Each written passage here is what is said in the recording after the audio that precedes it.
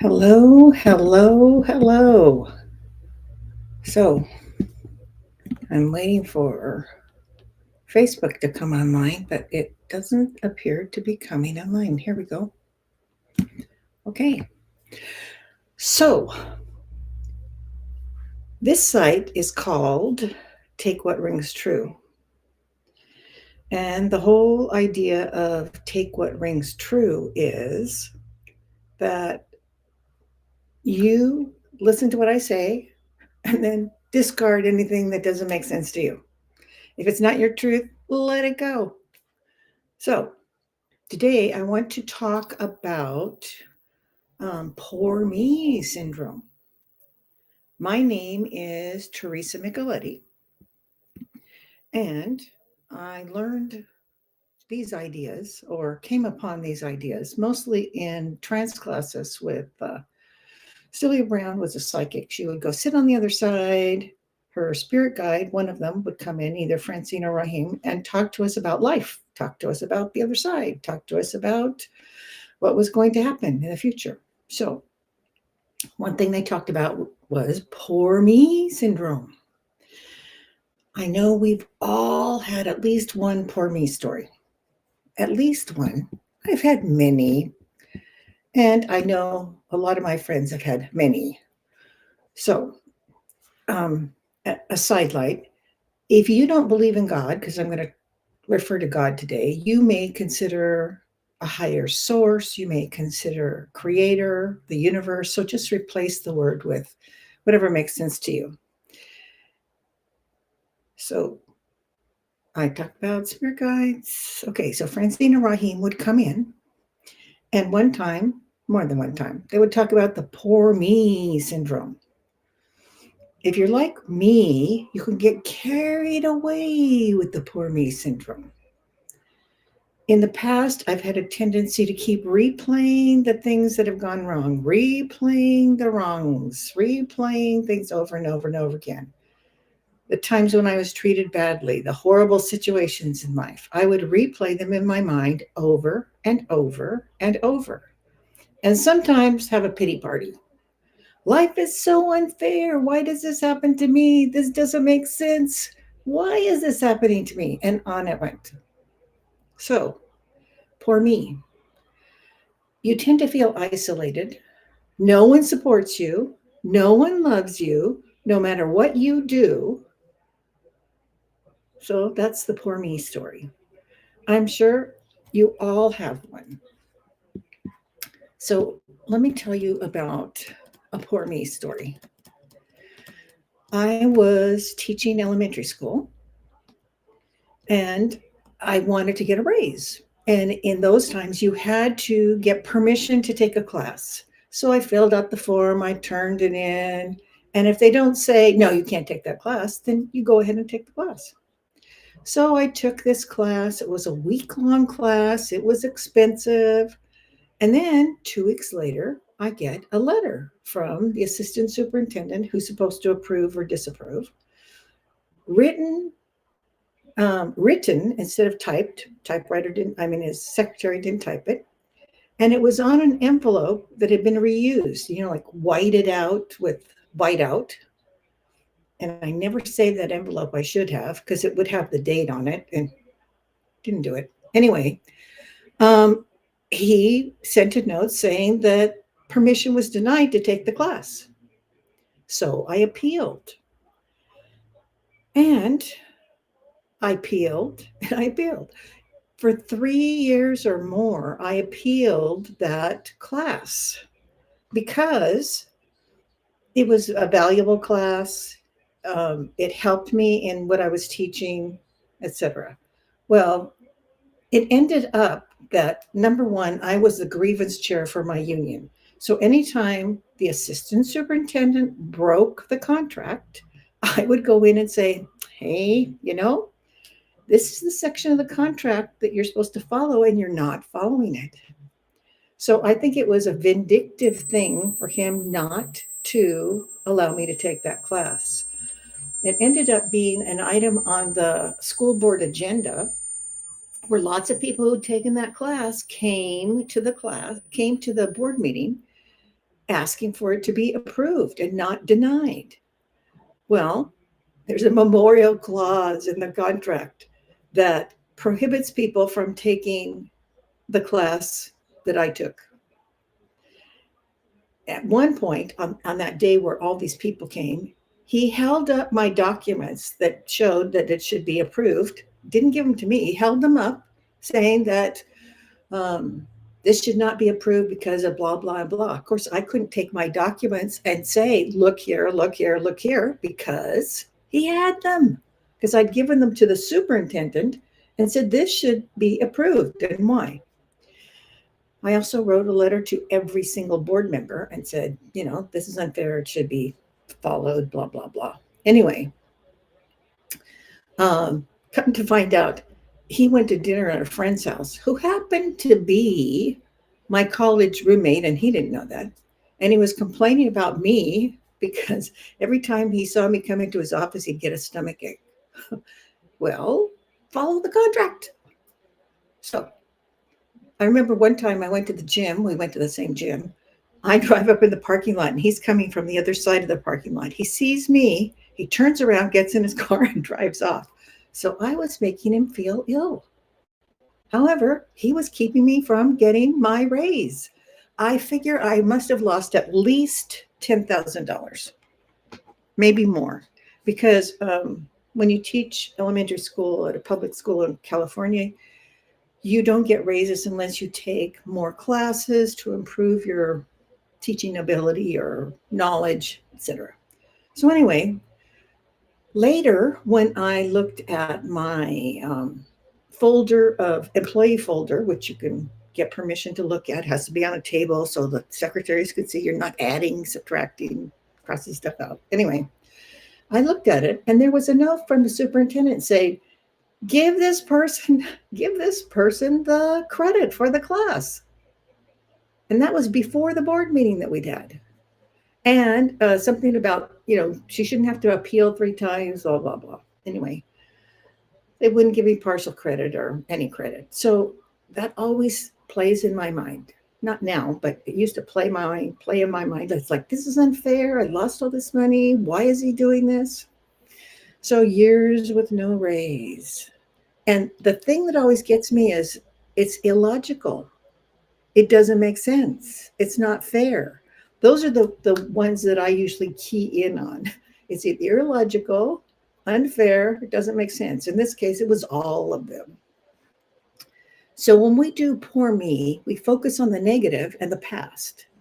And when you focus on something that you don't like, that you hate, you're focusing on something and giving that to the universe. This is the thoughts you're putting out. Thoughts are things. You're putting out these thoughts of these negative things. Well, guess what comes back to you? Negative things. So you get more experiences like that, more people treating you unfairly. So we need to start focusing on the things that we want to attract.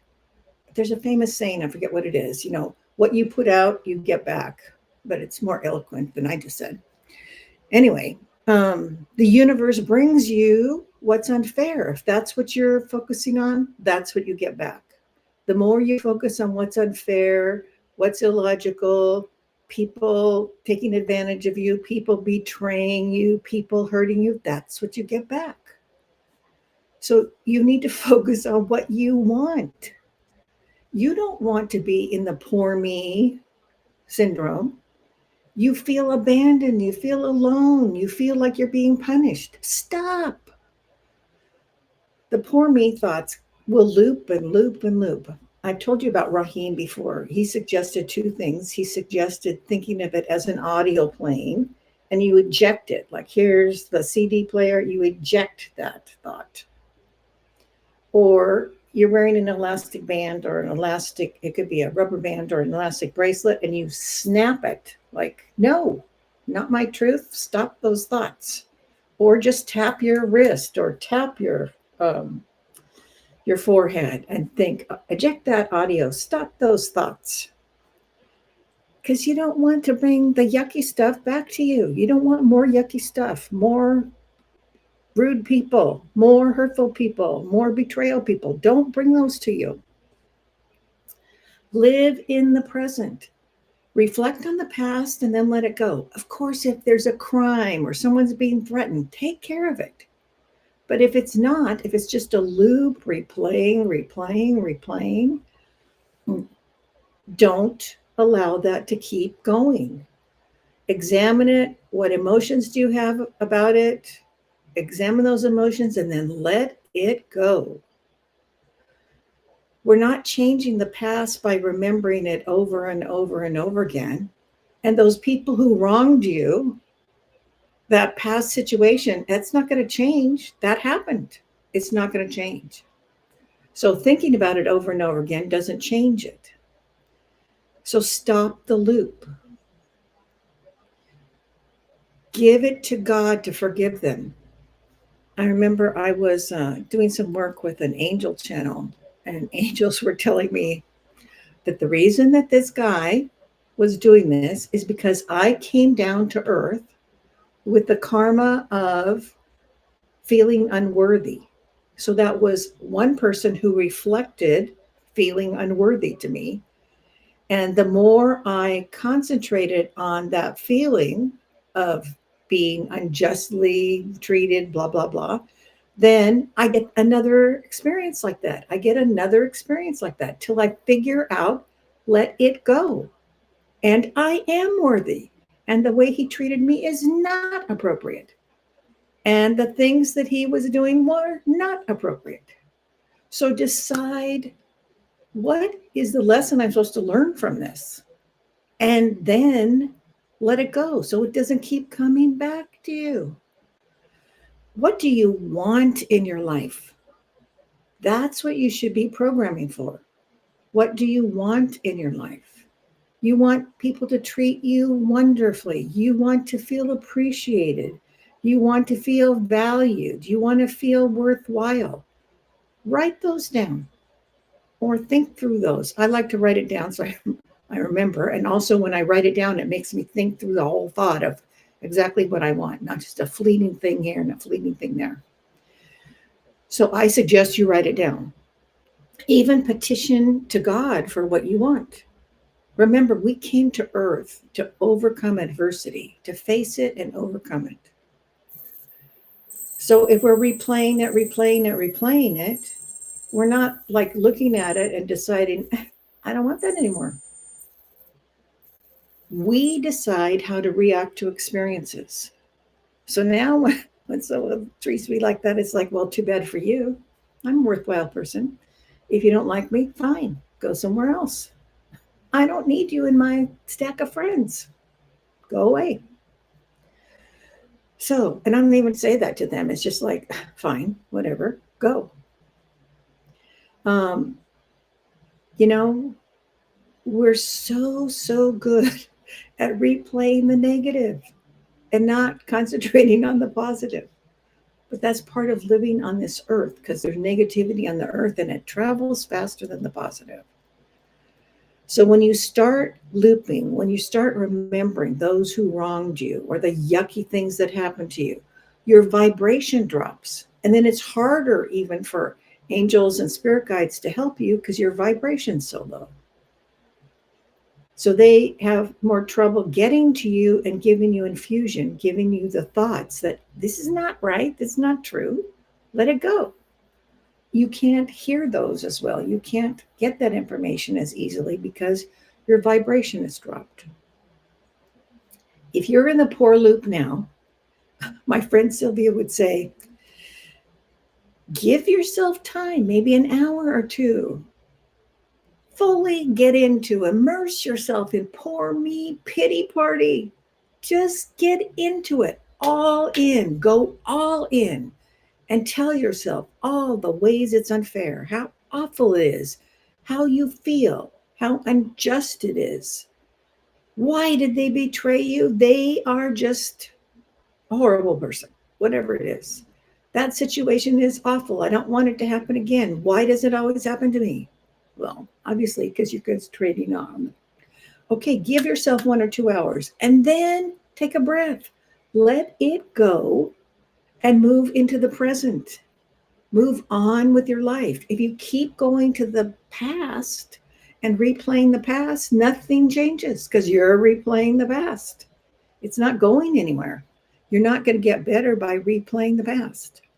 So take a breath, reframe your thoughts, eject that audio, or, say, stop. I'm not going to think about that anymore. It's not worthwhile. It's not helping me. Give God the responsibility of forgiving the people, and then go on with your life. Maybe to try seeing humor in it. Think of yourself in a soap opera. This is a soap opera, and the Poor Me episode is pretty bad. Such a yucky episode. Okay, laugh at it. It's like, I can't believe this happened. It's like stacked, all these yucky things. Okay, fine. Play that soap opera once and then let it go. It's time to leave the soap opera behind as bad writing and program for what you want. Write in the good stuff. Don't be a prisoner of your poor me story. I've gotten to be a prisoner many times of the looping story over and over and over again, especially if I'm driving from, one place to another place. It's like, oh, good opportunity. Replay the story. Didn't help me, didn't change anything. Time to live in the present. And if you need to refocus yourself, then look for something nice outside of the car. Oh, there's a pretty flower. There's a nice tree. Oh, that person's dressed nicely. What a great house. Get your mind off of the re-looping story and program for what you want in your life. Focus on what you want, and the universe will bring that back to you. Focus on the good stuff, seeing the cute house, seeing the cute outfit, seeing that handsome person right there. And then you'll get more of that. Let yourself have some joyful experiences. Focus on joy so you get more joy. We can reframe what we are experiencing. Reframe your mind so that you're focusing on the good, focusing on what you want, focusing on what would bring you joy. Take a breath and then gather that. That's why I suggest writing it down. How do you want your life to go? What do you want in your life? Do you want to have time for a vacation? Do you want to go look at a sunset? It doesn't have to be expensive. Look at a sunset. Get up for sunrise. Go play with your puppy. Go visit your grandchild. Go see the new baby in the family. Do something that brings you joy. And then concentrate on that. Replay that. You want to bring the positive to you. You want to keep bringing the positive to you. Focus on the positive. Look at the negative. Feel the emotions of it, and then let it go. Don't keep it. A lot of times, we just look at those poor me's, feel those emotions over and over and over again. Well, you feel those emotions and then let them go. And stop being a prisoner of that poor me story. If you are in the poor me story, you don't move on. Okay, someone wronged you. Someone betrayed you. Okay, how did you want that story to go? And how can you make that go forward? What would be what you want in your life? That person's not considered in it, fine. They're out of it. Rewrite that soap opera. So it's a positive story that day, and you get what you want. Focus on what you want. Focus on the positive, focus on joy, focus on the things that make you feel good. They don't have to cost money.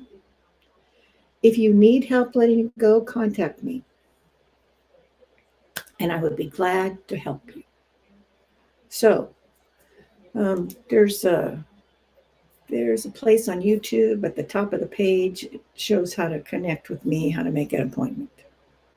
So Thank you for joining me on Take What Rings True, and I will see you next week. Okay, I'm working, I don't know if it'll be next week or the week after. I'm working on all the probabilities that spirit guides have given us in the past that should happen during this shift time. So we're in the shift time. Things are changing. The earth is changing. We're changing. Government's changing. Countries are changing. Um, so in this shift time, for millennia, people have been predicting what's going to happen. There's always probabilities, and they can shift. A lot of times I see like at least 3 probabilities of what's going to happen next because I channel, so I can see different things happening. Anyway, thank you for visiting with me today. I'm so happy that you connected, and I hope this helps you. So remember, focus on the joy. Bye.